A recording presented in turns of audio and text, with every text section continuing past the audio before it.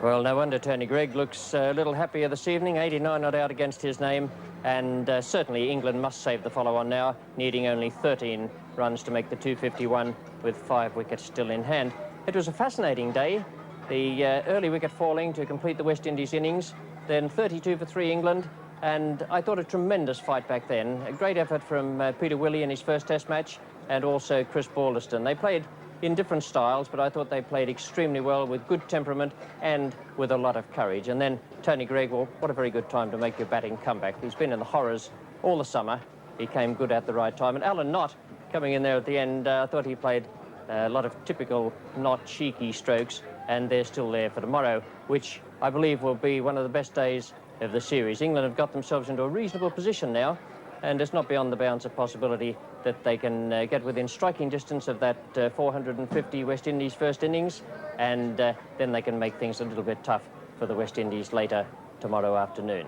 Well, the game was in a wonderfully interesting position when Tony Greig and Alan Knott went out to resume for England at 238 for 5, with their first aim to reach 251 without being all out and thus save the follow-on. Then they had to make sure that they got enough runs to make things difficult for the West Indians. Conditions were very good, a little bit of a cloud cover that would assist the bowlers perhaps in the first few overs, but basically good batting conditions. Not such good news for the West Indians because Michael Holding was unable to take the field. It was announced that he wouldn't be coming onto the field all day, but a little better news from Van Bernholder. Although he'd torn a hamstring muscle, he was on the field to assist Clive Lloyd in his bid to take the final 5 wickets. We join play now in the first over of the day. It's Collis King, and he's bowling to Tony Greig.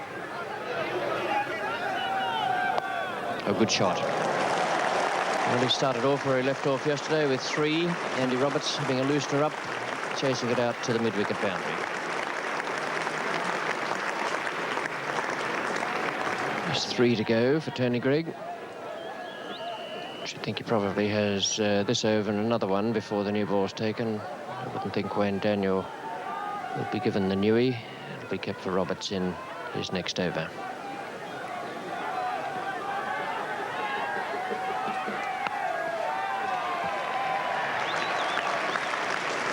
And the follow-on is saved. 251 for 5.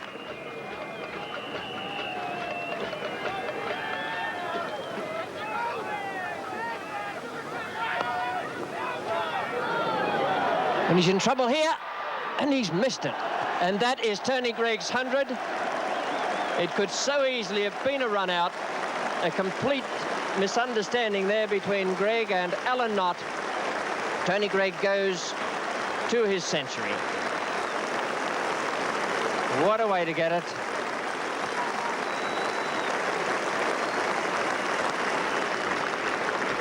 Don't think I've ever seen anything quite like that in Test cricket before.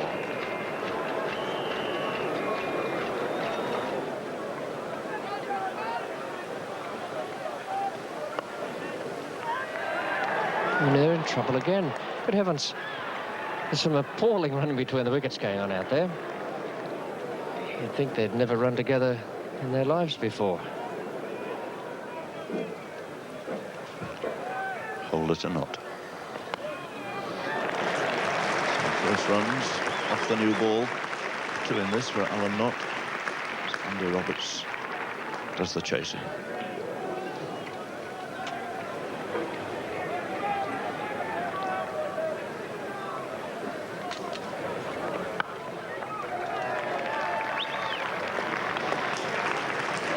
Well, the throw will be not quite as good as the pickup. And allowing more overthrows here. So in all, Alan Knott will get 3. And could be some more. Well, would you believe it? He's going to get 7. I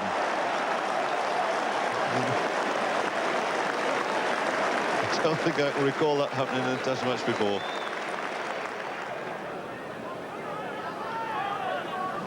Roberts to Knott. And edged away quite nicely.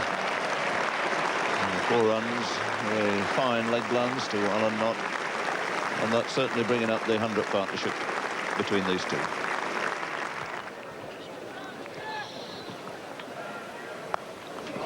That's a good shot, going through mid-wicket for 4.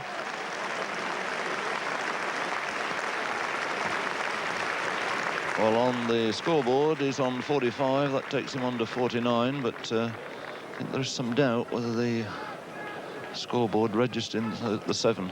We rather feel it might have been 6. So, according to our score sheet in here, that took Alan Knott to his 50.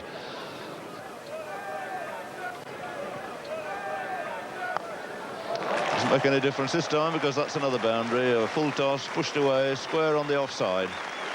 And successive force to Alan Knott, taking him through to a thoroughly deserved 50 here. Played really well, came in his old cheeky style last night, got away to a good start, and he's carried on, possibly a little bit more solidly this morning, but has given wonderful support to his captain, Tony Greig.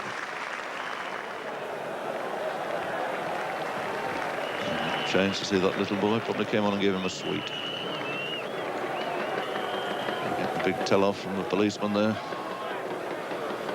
Don't think they'll take any further action there.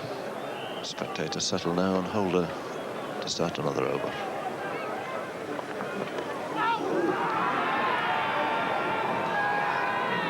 Impressive little spell this from Holder. He's made the ball move off the pitch both in and out, and that one come in the opposite direction.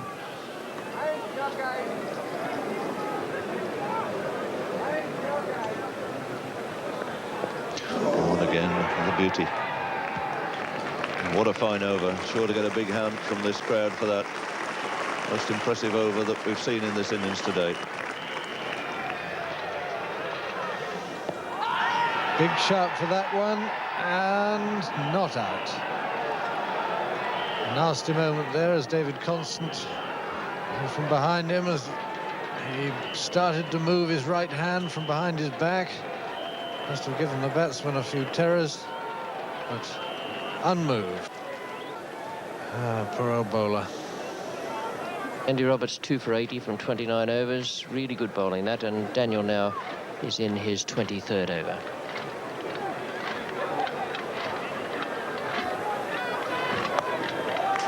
Runs.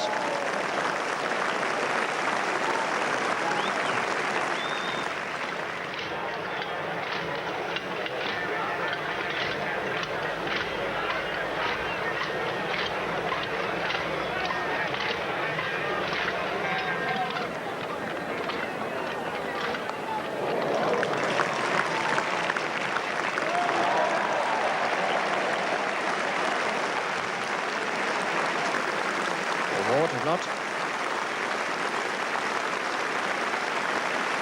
And the 300 comes up now. The loss of 5 wickets.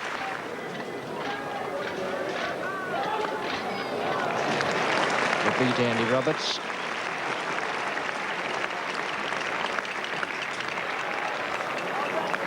Wayne Daniels the one who eventually does the field.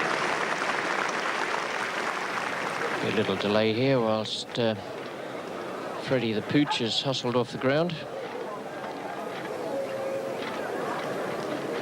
Real dog lover's day here. Not sure if he comes under the category of wounded warrior. He might be if that other dog gets hold of him. Daniel to Greig.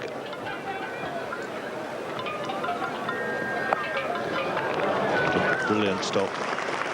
The reaction's quite remarkable there of Clive Lloyd. Grabbed that when it had gone past him, saved another certain boundary.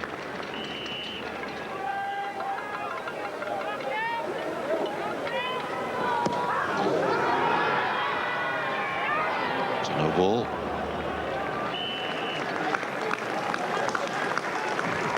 So all kinds of curious things have happened today. That no ball bringing up the 150 stand between these two, which has taken just 200 minutes.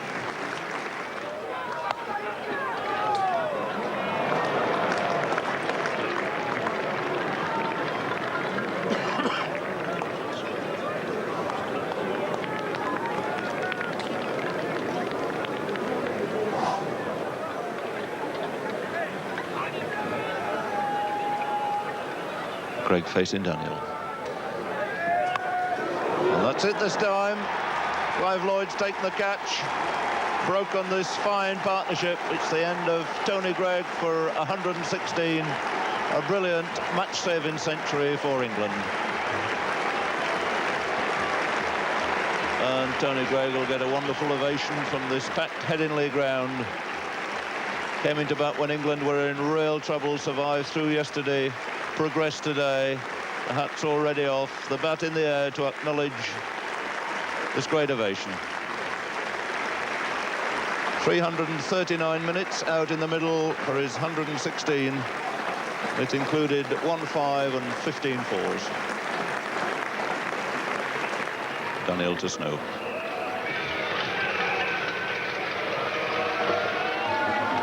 And is bowled him, but off a no ball. And Daniel thinking there's no justice whatsoever, but only himself to blame. He's overstepped the mark many, many times. But it was a good Yorker getting through.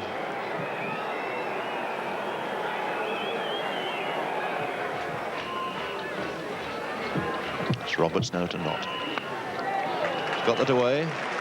Chased by Julian, but it'll hit those practice wickets in front of the pavilion, and it fairly races away once that happens.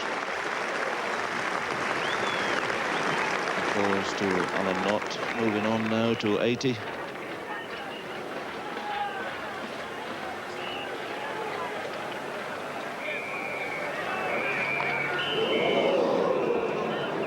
It's been a lucky little session for John Snow.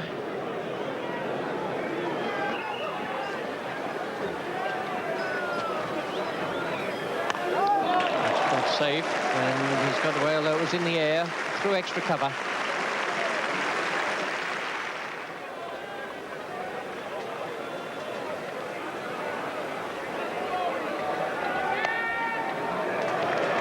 The inside edge got a thick one, and it's still 2 runs for John Snow.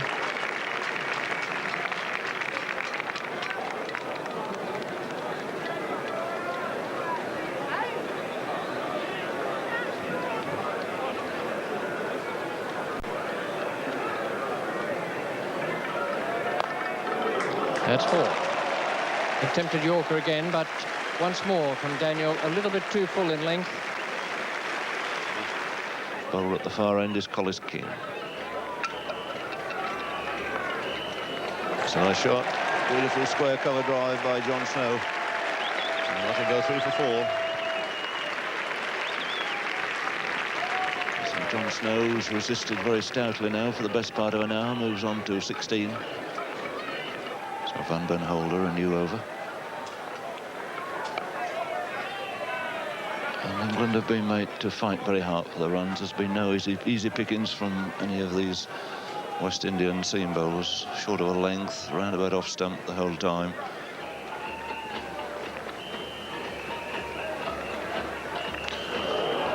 And he's dropped it. So a let-off for Alan Knott with his score on 94. Holder, the unlucky bowler, making that lift quite appreciably. Catching the shoulder, I think, of Alan Knott's bat. Clive Lloyd moving across to his left. And one could say that 9 times out of 10 he would have clung hold of that.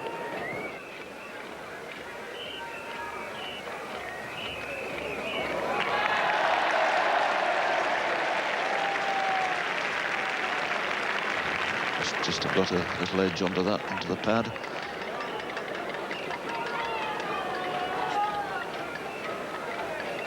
And Holder's ready to start a new over.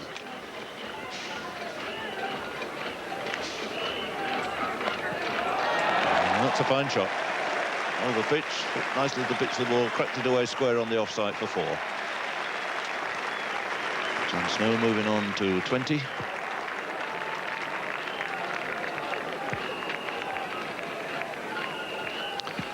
And the total 364.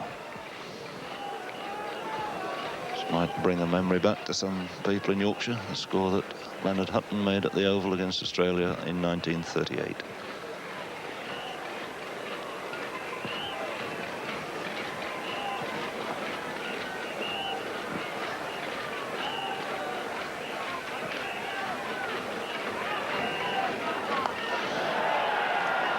And he's gone this time, went for it again, didn't quite get to the pitch of it. Roy Fredericks at backward square taking the catch. So some recompense there for Van Bernholder, collecting the wicket of John Snow via a Fredericks catch at backward point. So the 7th wicket going down at 364. John Snow have to put him away for 4. That one never quite there for the half volley. Foot not in the right position. Lofted square, and Fredericks taking the catch. And with 7 wickets down, new batsman is Derek Underwood.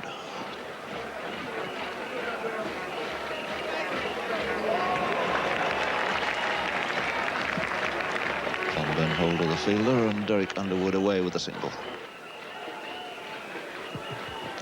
So again, Alan Knott on 96.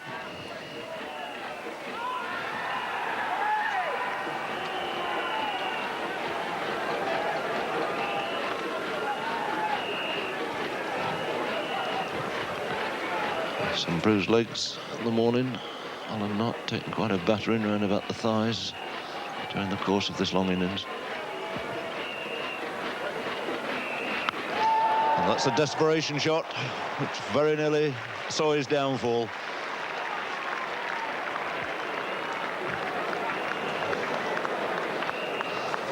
More like the sort of shot you see on Sunday afternoon coming in a test match with a score on 96. Look at that. Still he got one for it, moves on to 97.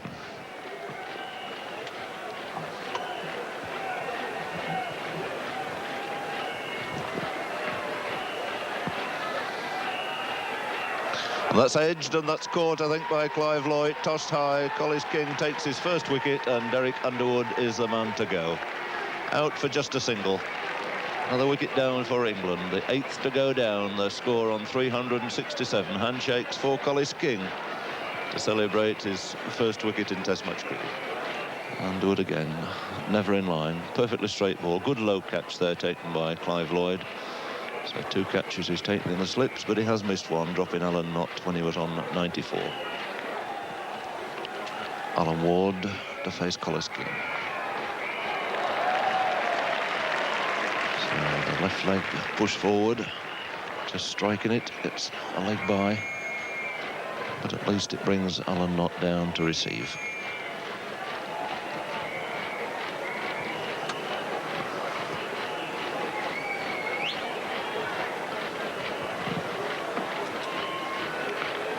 And again, Fredericks going back at square point, extra cover in. That's turned away nicely. That's it. Clipped away, found a beautiful gap there between deep long leg and square leg. Alan Knott goes through to a richly deserved century. He's delighted, so are the crowd. Relief all round. Tony Greig, his captain, out on the balcony to applaud him. And Alan Knott going on to 101 out of 372 for 8. 292 minutes he's been out there, helped Tony Greig in this magnificent England recovery.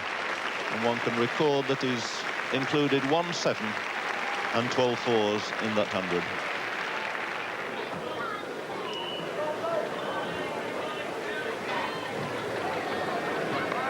It's in the air. Andy Roberts is the man coming round after it, and he can't make it. He's a little bit slow to start there. May not have picked it up in the background of the football stand as quickly as he'd have wanted.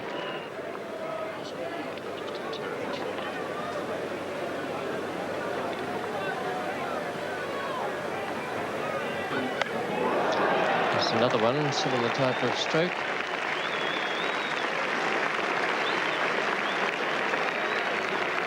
And just the 3 runs to Alan Knott.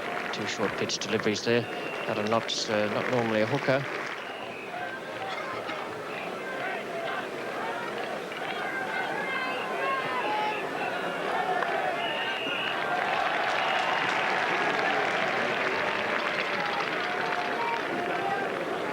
A bit unlucky, Lloyd, in the field. Dropped a catch and has both hands bandaged. Now he has the little finger of the left hand bandaged, but the main injury is on the right hand there.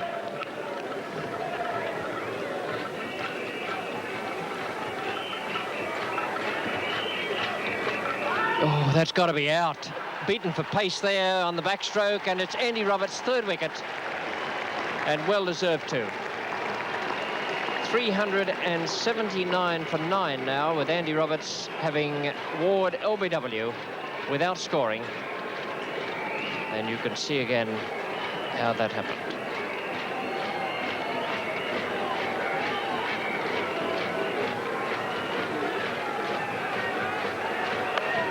Good shot.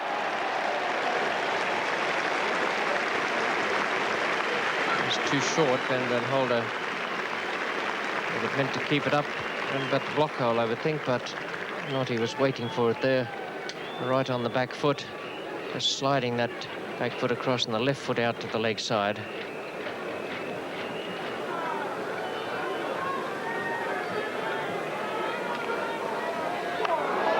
Well, that's a better shot still.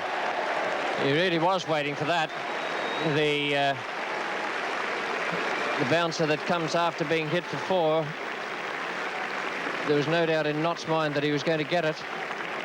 He dealt with it very severely. He's outside leg stump waiting. Well, I think Holder must have signalled that some 2 or 3 yards from the bowling crease.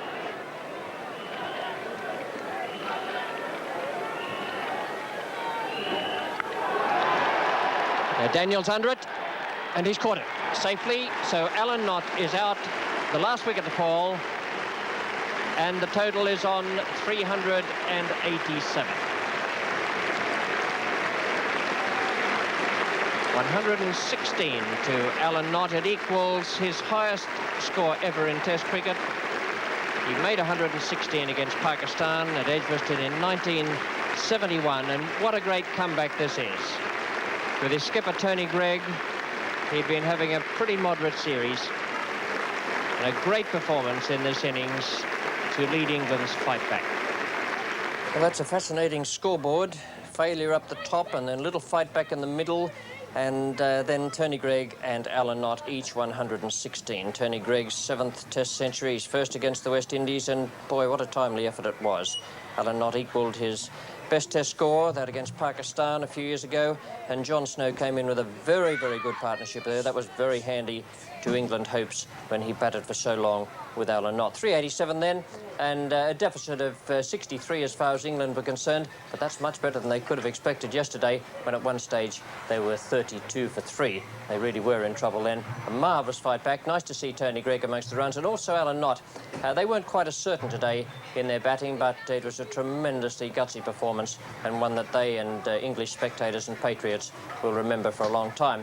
Well, Tony Greig, having got to 387 and kept the deficit down to 63, must have been desperate for wickets in the evening, just 80 minutes to play, and it was a matter of whether they could snap up just 1 or 2 West Indian wickets on a pitch that certainly would have been freshened a little bit by those showers. We join Bob Willis now. He's bowling the first over of the West Indian innings.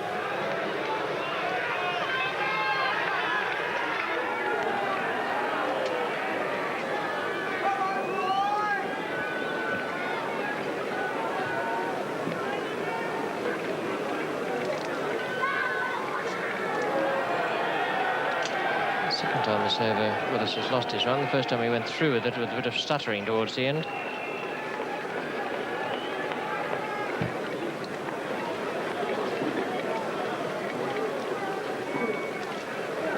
He's lost it again. So he's not too pleased, Bob Willis. John Snow to bowl the second over to Gordon Greenidge, and he's done the same thing.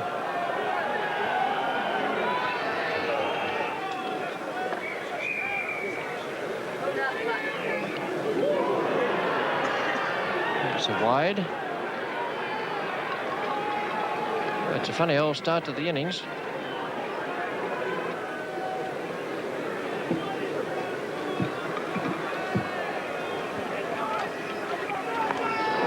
It's in the air.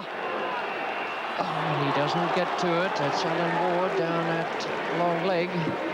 Again, he might just have lost the ball initially in the crowd.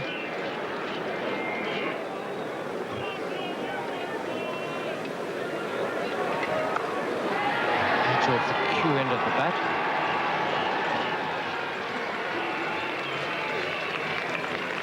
In between the 2 feet.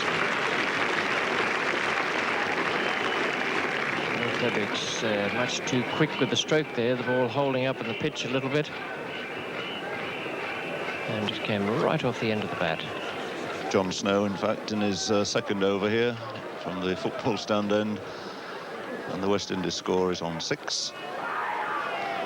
Single there, somewhat streaky one to Gordon Greenidge. He'll collect 2 runs from it. So an over from John Snow now, Fredericks facing. And no third man. So first 4 to Roy Fredericks. Thickish outside edge, but all the way along the carpet.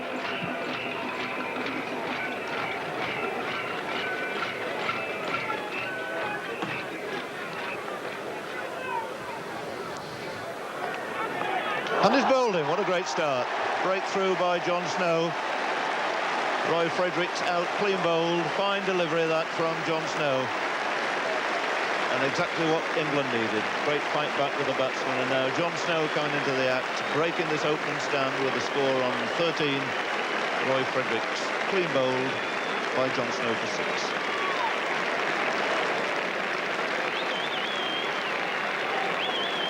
Ball pitch in middle, hitting off, and Fredericks again playing slightly across the line of the ball. So a good sight for English eyes to see that dangerous little left-hander Roy Fredericks back in the pavilion very early on in the affair.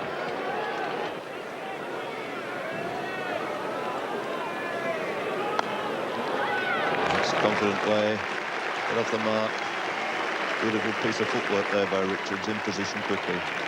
Peter Willey chasing it, but he's away with 3. And those 3 runs, in fact, giving him goes down in the record books as a world record.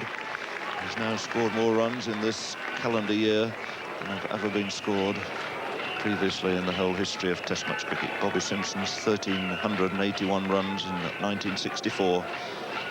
That record has just been broken. Richards has played only 10 Test matches, whilst Bobby Simpson played 14. And it's put away square, a shortish one, following the over-pitch one. It's Greenidge's turn this time. And Frank Hayes, as nimble as ever, cutting off the boundary, and Greenidge credited with 2 more.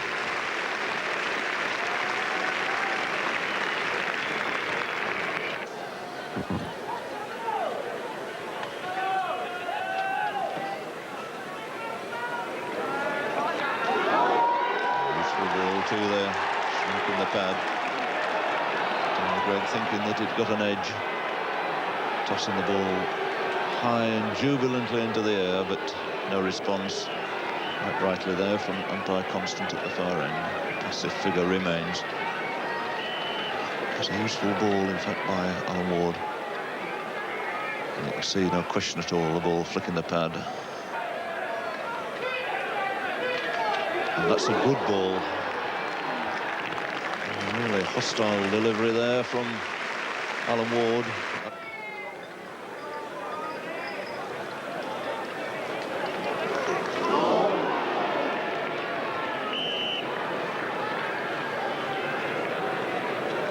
And these West Indians, they still keep on looking to play the shots. Greenidge, I think you'll find, was so quick on that. He was playing it miles too soon. Completed the shot before the ball struck him.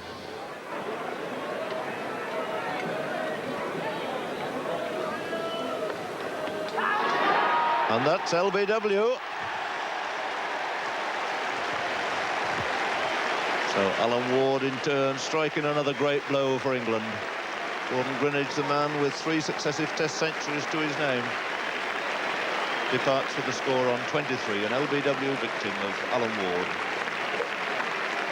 A really fine hostile beginning by the Derbyshire bowler here, culminating in that 2nd wicket of the West Indies second innings.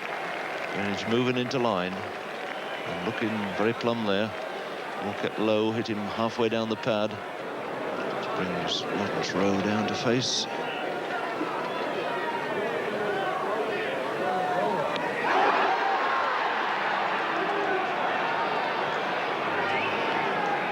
I've known as many LBW shouts as we've heard today. Only been one of them answered in this innings. On lifting and going down leg stump.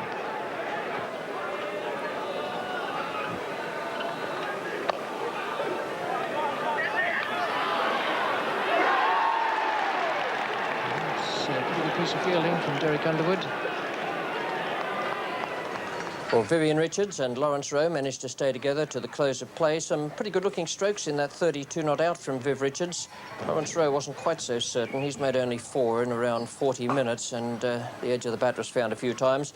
But that 56 for 2 added on to the West Indies lead of 63 gives them an overall lead of 119, still with 8 wickets in hand. A pretty good position to be in, and one that Clive Lloyd must be quite happy about. What about the England fight back? Remember that Old Trafford Test match where all was despair and they were beaten by the West Indies by 425 runs? And then in the first innings of this Headingley match, West Indies made 450 and suddenly England had crashed to 32 for 3 and then, even worse, 80 for 4. Well, what a great fight back, a tremendously gutsy performance, one full of courage from the batsmen, bowlers and fieldsmen, and most impressive to watch. If anyone ever tries to tell you that cricket isn't a funny game, then believe me, you can assure him that his argument is completely fallacious. We've had 3 marvellous days here at Headingley, and I'm looking forward to another one next Monday. Well, everything